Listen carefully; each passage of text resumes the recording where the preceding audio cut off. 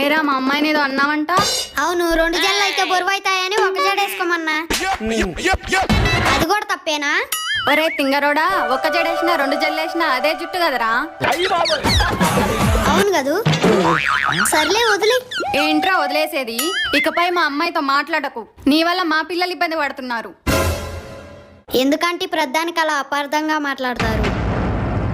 ఇంట్లో ఎప్పుడైనా మీ అమ్మాయి మనసారా నవ్విందా?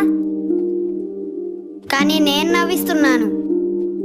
మీ అమ్మాయినే కాదు, క్లాస్లో ప్రతి ఒక్కరిని నవ్విస్తున్నాను.